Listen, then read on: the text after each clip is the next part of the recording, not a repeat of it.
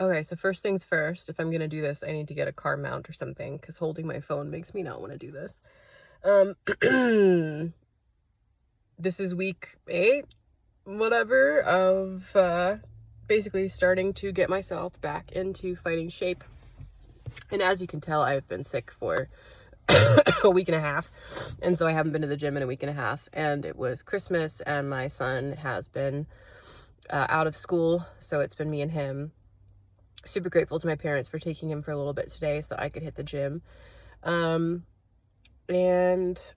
just wanted to share kind of my perspective for training now and how I'm managing these. Basically, I'm going to continue to have big breaks, setbacks, sicknesses. I mean, it's kind of unavoidable for any parent during the winter, right? With a toddler in daycare.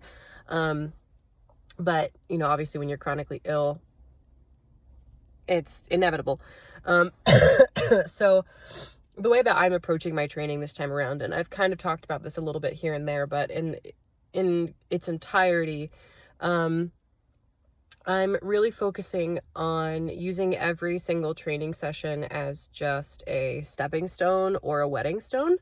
And what I mean by that, and I didn't mean to rhyme that, but like I guess I didn't rhyme it since stone and stone are the same, whatever. A stepping stone as in I am going in and developing new fitness or new adaptations. I am well enough to apply enough of a stressor to my system that I'm able to gain something out of the session, right? And that also implies that I'm getting adequate rest and adequate recovery so that I can actually adapt positively after the training session. So that's also super important. So that's a stepping stone. And a whetting stone training session, whetting stone is something you sharpen knives on, to me is just going in and putting down work that sharpens existing skills or maintains existing progress. And the intensity of the two different sessions will be very different, right? Like a stepping stone workout, the intensity is going to be much higher. I may be performing more repetitions. It's a genuine adaptive stress that I'm trying to apply to my system. If I go for a run, it's going to be a little bit more intense or it's going to be longer. Whereas if I'm doing a whetting stone workout, I might be focusing more on weights in the 70 to 80% range of my current 1 rep max. I might be leaving 4 to 5 reps in reserve, maybe sometimes even 6 reps in reserve, depending on the exercise. I might be sticking to only 2 sets to keep them super high quality and fast.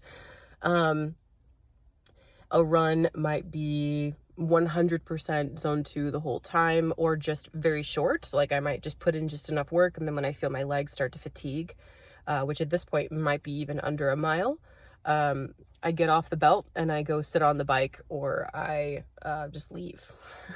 So that's sort of piece A, and that's sort of how I'm managing looking at my stressors. I don't go in with a plan ever. I have like a general idea of the body parts I'm going to work, and I try to separate them out by several days. So like I try not to work my legs within 72 hours of one another. I used to be able to, but currently I just don't feel like it's working for me. So I'm stretching out my leg days by at least 72 hours. I'm hope for at least 4 days apart.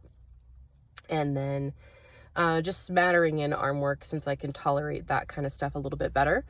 And it's been working really well. In the beginning, I had a lot of what I would call whetting stone workouts because I wasn't fit enough, I wasn't strong enough, and I wasn't able to recover well enough to achieve a 1 rep max. So like as I was doing low rep or sub max work, I could feel that I had more in the tank. Like I knew I had 5 or 6 reps in reserve, but I couldn't perform something at a higher weight, or I could not perform more repetitions without hitting a wall or having my training session end or getting DOMS, which is delayed onset muscle soreness, which is just brutal.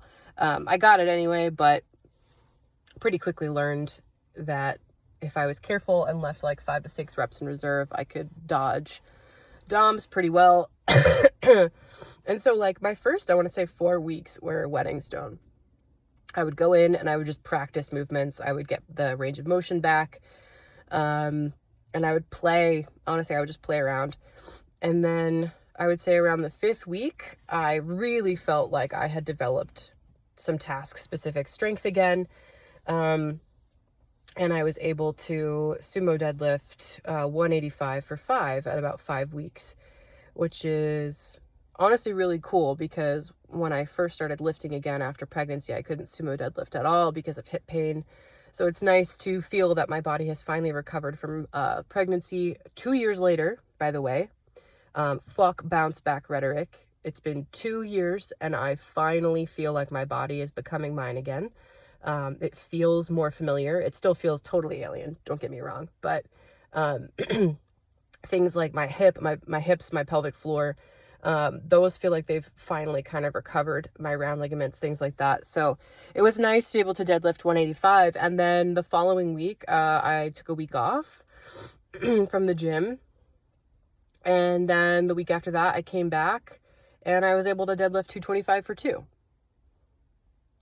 And so one stepping stone workout gave me a ton more space on my deadlift.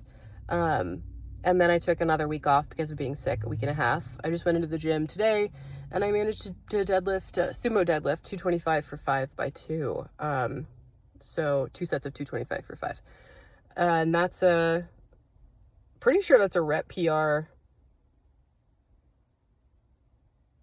post-pregnancy, maybe I hit that when I was training for strongman, not sure. But in either case, it was really uncomfortable when I did it before, and now it feels fine. So that's kind of how I'm approaching scheduling my training and thinking about the training itself.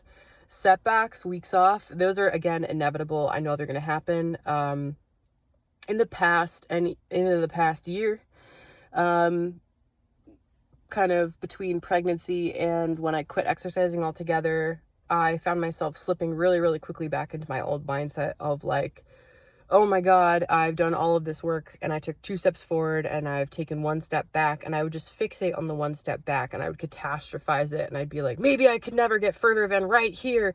And missing the fact that like the 1 step forward that I've managed to accrue has been like 500 steps forward. And the most incredible thing is that I haven't lost most of those steps. I'm still incredibly strong. I still have a ton of lean mass. I'm active when I'm not training in the gym, but I legitimately have not been into a gym and I have not picked up a weight for almost an entire year. And I'm right back to benching 135 and I'm right back to deadlifting 225. The only thing that's sort of delayed is my squat, and I think that's just because I have a poorly healed tear in one of my quads, but that's another story. So I am focusing instead on the 1 step forward that I maintained, rather than the 1 step back, which means if I have to take a week off, I just look at it as a chance to fully recover. And I just try to be active and make good choices and treat myself really well so that when I get back into the gym, I'm full of energy, ready to go, ready to train hard, and potentially put down a stepping stone workout so that I can make the most of that time off. And I really feel like I did that today. And I feel like kind of the big shifts in my mindset and the way that I'm evaluating my own progress has been really good for my sort of mental health going into all of this, because, you know, I used to deadlift 225 for 20 reps. So, you know, getting it for 5 and genuinely being able to be excited about it instead of feeling defeated, which unfortunately has been my mindset and my outlook in the past. You know, oh, I lost so much strength. Like, I can't see the success in front of me because I'm so fixated on how far I am from where I was.